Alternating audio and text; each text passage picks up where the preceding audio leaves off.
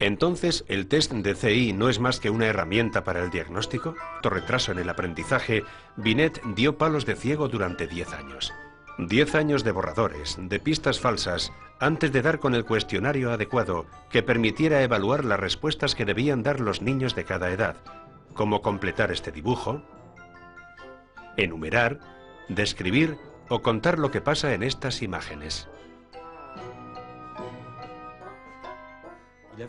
Él desarrolló la idea de una edad mental, es decir, que podíamos tener un niño de 10 años con la edad mental de uno de 8 o un niño de 5 o 6 años con la edad mental de uno de 7.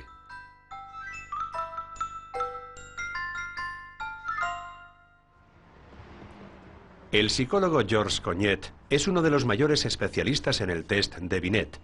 Es el autor de la última versión actualizada del test. Según Binet, todos los test de cociente intelectual se basan en la comparación entre las respuestas de un individuo y las de su mismo grupo.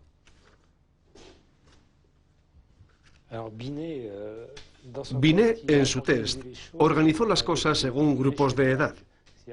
Es decir, a un niño de 4 años le correspondían determinadas preguntas. Pero si después respondía correctamente a las preguntas correspondientes al grupo de 5 años, se seguía con el siguiente grupo. Así es como se determinaba si un niño de 4 años tenía la edad mental de uno de 5 o 5 y medio. Cuando publicó su test, parecía obvio que era el buen camino. Antes, para medir la inteligencia, se recurría a sus componentes básicos como la capacidad para procesar datos rápidamente, la capacidad de repetir cifras, mientras que Binet se basó desde el principio en lo que él llamaba procesos mentales superiores. Medir el razonamiento, la deducción. La invención de Binet puso fin a las creencias del siglo XIX, cuando los científicos afirmaban que podían localizar las capacidades intelectuales en el cerebro.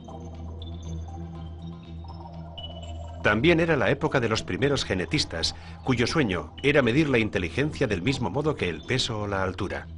La escala de Binet dio la vuelta al mundo, aunque no necesariamente para ayudar a los niños en la escuela. Fue traducido al inglés, casi palabra por palabra. Y al cruzar el Atlántico, los resultados del test se convirtieron en una ecuación. Fue un alemán quien, con una especie de finta, en cierta manera creó un ratio, el llamado cociente, que se obtenía al dividir la edad mental por la edad real y multiplicando el resultado por 100. A principios del siglo XX, el cociente intelectual era esa ecuación. Por ejemplo, si un niño de 9 años obtenía una edad mental de 9 años, 9 dividido por 9 y multiplicado por 100 daba un cociente intelectual de 100. Si el mismo niño solo llegaba a contestar a las preguntas del grupo de 7 años, su CI caía a 77. El CI, una cifra sencilla, fácil de comprender y también fácil de confundir con la inteligencia.